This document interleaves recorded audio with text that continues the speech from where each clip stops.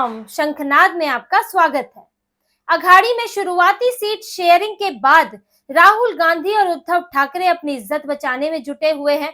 नए नए शिगुफे छोड़ रहे हैं, अपनी कमजोर छवि को बदलना चाहते हैं और इसके लिए पहला शिगुफा तो 85-85 का छोड़ा गया था कि इस गठबंधन में कोई भी छोटा भाई बड़ा भाई नहीं है और सब बराबर सीटों पर चुनाव लड़ रहे हैं, जबकि 33 सीटों के लिए अब भी तलवारें खिंची हुई हैं। संजय राउत खुलेआम कह रहे हैं कि अघाड़ी में सबका साथ सबका विकास की जरूरत है और कांग्रेस को इस पर ध्यान देना चाहिए।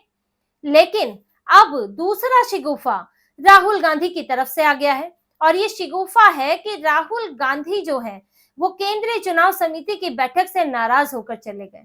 जो कांग्रेस की बैठक हुई थी, सीईसी की बैठक, जिसमें उम्मीदवार फाइनल करने होते हैं, सीटों पर चर्चा होती है, उस बैठक से राहुल गांधी बेहद नाराज हो गए।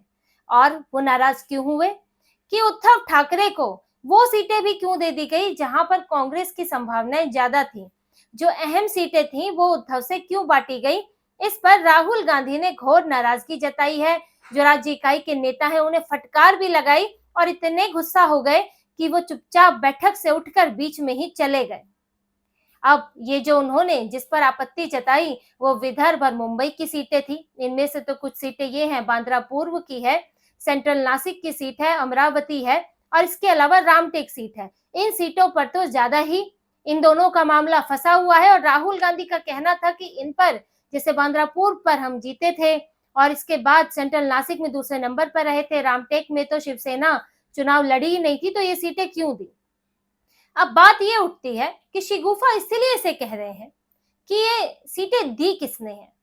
क्या ये सीटें उद्धव ठाकरे को अगर ये दे भी दी गई हैं तो ये सीटें क्या नाना पटोले ने दी, क्या बाला साहेब थोराट ने दी, क्या विजय वडेट्टियार ने दी या फिर रमेश चेन्नीथला ने दी। आखिर किसने दी? क्या राज्य इकाई की भूमिका थी? क्या उसके पास फैसले लेने का हक था? क्योंकि ये सारे फैसले तो आला कमान कर रहा था, सारे फैसले तो दिल्ली से हो रहे थे। संजय राउत की जब नाना पटोले से लड़ाई हुई थी तो उन्होंने भी यही बात कही थी कि हम यहाँ से सीट जो लिस्ट है वो फाइनल करते हैं, फिर वो दिल्ली जाती है, फिर दिल्ली से मोहर लगेगी, तब वो यहाँ फाइनल होगी। दिल्ली वाले फाइनल कर नहीं रहे तो मामला अटका हुआ है। उनका यही आरोप था कि कांग्रेस में जो सारे फैसले हैं वो दिल्ली से हो रहे हैं, आला कमान से हो रहे हैं। यानी कि जो ये सीटें दी भी गई हैं, अगर यूबीटी को दी गई हैं विदर्भ और मुंबई की अहम सीटें, तो वो तो आला कमान की मर्जी से दी गई है। अब उस आला कमान में राहुल गांधी है, केसी वेणुगोपाल है, मल्लिकार्जुन खड़गे हैं, सोनिया गांधी है, तो इनकी मोहर के बिना ये सीटें गई कैसे। और अगर ये इनकी मोहर से गई है तो राहुल गांधी अभी ऐसे अनजान क्यों बन रहे हैं कि मुझे तो कुछ पता ही नहीं था कि ये कैसे हो गया और राज्य इकाई ने जैसे अपने आप फैसला ले लिया। अगर राहुल गांधी को भी नहीं पता था तो कम से कम केसी वेणुगोपाल को तो पता था। आप केसी वेणुगोपाल से सवाल पूछिए। आप जो महाराष्ट्र में तुम्हारे प्रदेश अध्यक्ष हैं, जो वहां के वरिष्ठ नेता है, उन पर आप कैसे सवाल कर रहे हैं। दरअसल ये सवाल नहीं है, ये राहुल गांधी का छवि सुधारो कार्यक्रम है। क्योंकि अभी हरियाणा में हार के बाद कांग्रेस बहुत कमजोर स्थिति में हो गई है और ऐसे में उसे कुछ हद तक उद्धव ठाकरे या कहीं शरद पवार के सामने भी झुकना पड़ा है। क्योंकि पहले शरद पवार जहां 70-75 पर मान रहे थे वो अब 85 तक पहुंच गए। जहां उद्धव ठाकरे भी थोड़े से झुके हुए लग रहे थे, सीएम चेहरे पर तो मान ही गए थे, लेकिन अब वो भी 100 तक पहुंचने की कोशिश कर रहे हैं और कांग्रेस जो 150 का दावा कर रही थी वो 125 पर भी नहीं पहुंच पाई। तो आखिर ये बदलाव हुआ कैसे, कांग्रेस को झुकना कैसे पड़ा? वो हुआ हरियाणा के चलते, क्योंकि हरियाणा में कांग्रेस को मुंह की खानी पड़ी और जो पूरी जीत के आसार इन्होंने पूरी संभावनाएं लगाई हुई थी वहां बुरी तरह से हार देखनी पड़ी और इसके बाद हर जगह कांग्रेस का मनोबल गिर गया, बार्गेनिंग की पावर गिर गई। और इसीलिए जब उद्धव ठाकरे थोड़े से अड़ गए और शरद पवार ने बीच में आके मान मनोबल किया और उसमें अपनी सीटें भी बढ़ाई और उद्धव ठाकरे को भी थोड़ा फायदा पहुंचा, कांग्रेस को पीछे हटना पड़ा। कांग्रेस जो है अब अभी तो 85 की बात है, लेकिन बहुत होगा तो वो 104-105 पर आएगी। तो आखिर 150 से 105 पर आने की परमिशन किसने दी? आखिर नाना पटोले और बाला साहेब थोराट के हाथ में तो ये फैसला है नहीं, वो तो सब कुछ नहीं कर सकते, तो यानी कि फैसला तो ऊपर से ही आया था। देखिए, नाना पटोले और संजय राउत की लड़ाई क्यों हुई थी? जो बात है विदर्भ की सीटों की, नाना पटोले विदर्भ से ही आते हैं और वो सीटों पर वो राजी नहीं थे। वो शिवसेना को वो सीटें देना ही नहीं चाहते थे उद्धव ठाकरे को, क्योंकि पहले ही वह जो पुणे कोंकण का एरिया है, थाने का, मुंबई का, वहां पर उद्धव ठाकरे को कुछ सीटें दे दी गई हैं क्योंकि उनके प्रभाव का इलाका है। विदर्भ में उस तरह से प्रभाव नहीं है, तो नाना पटोले अड़े हुए थे कि ये नहीं देंगे और हम कम से कम 120 सीटों पर चुनाव लड़ेंगे। लेकिन नाना पटोले को साइड कर दिया। अब किसके कहने पर साइड किया गया? जब संजय राउत और उनकी नहीं बनी, जो भी है, लेकिन वो प्रदेश अध्यक्ष थे, आपने उन्हें सीट शेयरिंग के मसले से बाहर कर दिया और बाला साहेब थोराट को ले आए। आखिर हुआ कैसे? क्योंकि दिल्ली से भाग कर आए रमेश चेन्नीथला और उन्होंने उद्धव ठाकरे के साथ मातोश्री में बैठक की थी। अब रमेश चेन्नीथला तो दिल्ली से संदेश लेकर आए थे, आदेश लेकर आए थे और दिल्ली में उनको कह दिया गया था, भाई पटोले को साइड करो, हमें साथ में लड़ना है और थोराट को लाओ और किसी तरह बात बनाओ। तो जो इसी के चक्कर में कांग्रेस जो है 104 105 पर आ गई और जब तक नाना पटोले थे तब तक, जैसे ही नाना पटोले हटे तो अब तो 85 पर आई हुई है। अब उससे कितना बढ़ेगी ये तो आगे देखना होगा, लेकिन ये सब फैसले कौन करा रहा है? ये सब फैसले केंद्र से हो रहे हैं। लेकिन राहुल गांधी मुकर गए। राहुल गांधी अपना ठीकरा किसी और पर फोड़ रहे हैं और यही पूरी स्ट्रैटेजी है ये दिखाने की कि राहुल गांधी तो चाहते हैं कि कांग्रेस मजबूत रहे। राहुल गांधी तो मजबूत है, वो तो चुनौती देना चाहते हैं, वो तो चाहते हैं कि हमें ज्यादा से ज्यादा सीटें अपने पास रखनी चाहिए, लेकिन राज्य इकाई कमजोर है। राज्य के जो नेता हैं वो हार गए, वो उद्धव ठाकरे के सामने उन्होंने हथियार डाल दिए और अगर कल को इस वजह से कांग्रेस को नुकसान भी होता है तो भी ठीकरा राज्य इस इकाई पर फूटेगा, जैसे कि हरियाणा में हुआ। हरियाणा में भी राहुल गांधी को भूपेंद्र सिंह हुड्डा जिम्मेदार बताते हैं। वो कहते हैं कि अंतिम दिनों में प्रचार करने आए, प्रियंका गांधी को आखिरी के 3 दिनों में लाया गया। राहुल गांधी गायब थे, अमेरिका गए हुए थे। 25 तारीख से यहाँ प्रचार कर रहे हैं, 5 तारीख को मतदान है, तो आप कितना प्रचार कर पाएंगे?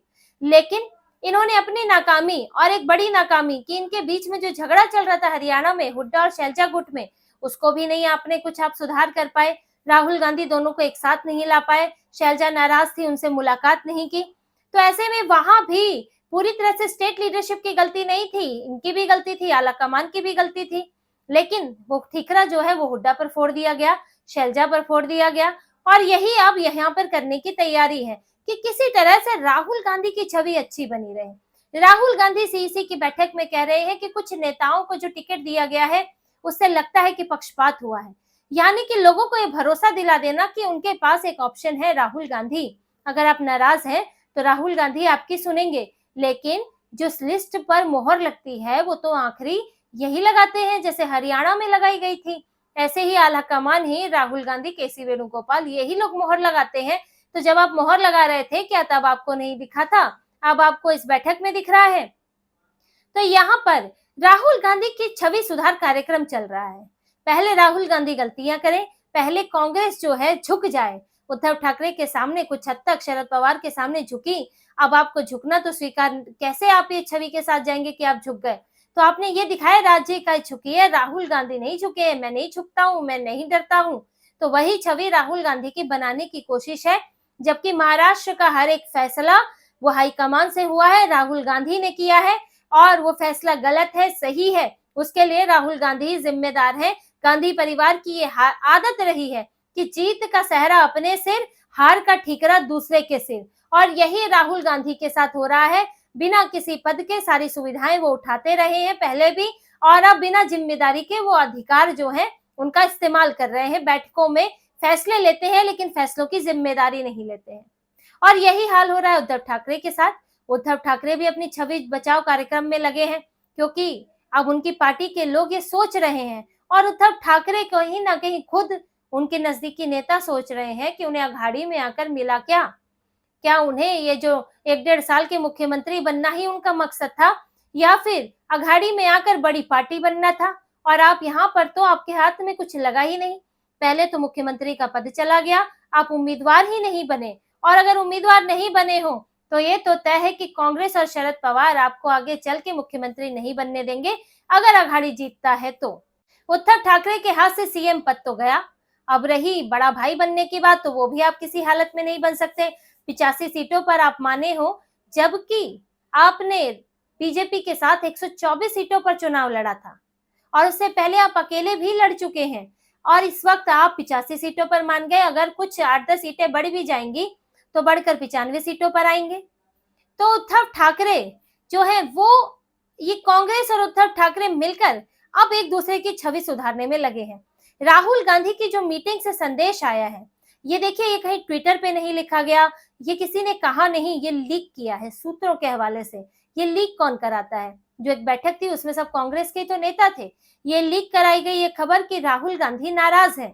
अगर राहुल गांधी वाकई नाराज है तो राहुल गांधी क्यों नहीं बाहर मीडिया में आके बोलते हैं? क्यों नहीं वो ये बोलते कि कांग्रेस पूरी 288 सीटों पर लड़ेगी, हम ये कॉम्प्रोमाइज करने को तैयार नहीं है, हम उद्धव ठाकरे को इतनी अहम सीटें नहीं दे सकते और हम झुकेंगे नहीं। जैसे कि वो कहते हैं, मैं डरूंगा नहीं, मैं झुकूंगा नहीं। लेकिन यहाँ तो आप झुक गए। अगर आप नहीं डरते तो आप कह दीजिए कि हम अकेले चुनाव लड़ेंगे, शरद पवार साथ आए तो आए, लेकिन उद्धव ठाकरे की मनमानी के आगे हम नहीं झुकेंगे। लेकिन ये तो नहीं करना, क्योंकि झुक आप चुके हो, डर चुके हो आप। आपको बस दुनिया को दिखाना है, भारत के लोगों को दिखाना है कि नहीं, मैं नहीं डरा हूं, मैं नहीं झुका हूं। और इसका उद्धव ठाकरे को भी फायदा पहुंचाया जा रहा है कि कहीं ना कहीं अघाड़ी के लिए की छवि बनाई जा रही है कि उद्धव ठाकरे को थोड़ा फायदा हुआ इस गठबंधन में। देखो, कांग्रेस से उन्होंने कुछ छीन लिया जिससे कि राहुल गांधी भी परेशान है। जो अभी अघाड़ी की छवि खराब हुई है और उद्धव ठाकरे की भी छवि खराब हुई है कि सीटों के लिए लड़ रहे हैं, आपस में मारामारी चल रही है, अपना स्वार्थ हावी है और उद्धव ठाकरे ठन ठन गोपाल रह गए हैं, जिससे उद्धव ठाकरे का भी बेस कमजोर हुआ है। तो इसको बदलने की कोशिश है कि उद्धव ठाकरे भी मजबूत स्थिति रखते हैं, ये स्ट्रैटेजी बनाई गई है। तो अभी पूरा छवि चमकाव कार्यक्रम इनका जोरों पर है। ये लोग बीजेपी से तो बाद में लड़ेंगे, महायुति से बाद में लड़ेंगे, पहले अंदर ही इनकी अपनी परेशानियां खत्म नहीं हो रही हैं, अपनी छवि कमजोर हो चुकी है और आपस में तो झगड़ा चल ही रहा है। जैसे कि अभी उद्धव ठाकरे ने अपने जैसे ही उम्मीदवारों की घोषणा की तो शिवडी सीट पर, लालबाग शिवडी सीट पर जो है हंगामा हो गया। वहां सुधीर साल्वे टिकट चाहते थे, वो शिवडी विधानसभा संगठन प्रमुख है, लेकिन उद्धव ठाकरे ने जो मौजूदा विधायक है अजय चौधरी, उनको टिकट दे दिया। उसके बाद जो है सुधीर साल्वे के समर्थकों ने हंगामा कर दिया और उनके लिए टिकट की मांग करने लगे। हालांकि जैसे तैसे उद्धव ठाकरे ने बात संभाली, सुधीर साल्वे से तुरंत मीटिंग की, उन्हें मातोश्री में बुलाया, उन्हें कुछ समझाया गया, उनको आगे का भविष्य दिखाया गया। उसके बाद सुधीर साल्वे ने जो है थोड़ा बहुत अपने रुख को नरम किया। लेकिन देखिए, बड़ा नेता जो भी कहे, समर्थकों में जो गुस्सा है वो तो है, और ये गुस्सा अब दूसरी जगह भी दिख रहा है। और अभी ये हंगामा कांग्रेस में भी देखने को मिलेगा, क्योंकि कांग्रेस ने भी 150 की वहां पर उम्मीद जगा दी थी और अब सीधे लगभग 100 पर आकर टिक गई है। तो ऐसे में अभी कांग्रेस में भी विद्रोह होना बाकी है, उद्धव ठाकरे की पार्टी में भी होना बाकी है, और इधर इनकी छवि वो लोगों के सामने सब जो स्टंट करने से छुपने वाली नहीं है, क्योंकि ये दिख गया है उद्धव ठाकरे जिस तरह बेचैन दिखे, अभी भी 33 सीटों पर इनका मामला सुलझा नहीं है, और कांग्रेस किस तरह से बैकफुट पर आई है हरियाणा के बाद, ये सबको दिख रहा है। 150 की बात करने वाली 100 पर टिक गई, और इसका असर जो है आने वाले चुनाव पर पड़ेगा। और ये हो सकता है कि इसके चलते जो इनके आपसी झगड़े होंगे, अभी तो जो नाराजगी होगी नेताओं में, उसका फायदा आने वाले वक्त में संभव है कि महायुति को मिल जाए। तो इसी तरह की और खबरें और विश्लेषण आपके लिए लाते रहेंगे। हमसे जुड़े रहिए, सब्सक्राइब कीजिए, कमेंट कीजिए। बहुत बहुत धन्यवाद। जय श्री राम।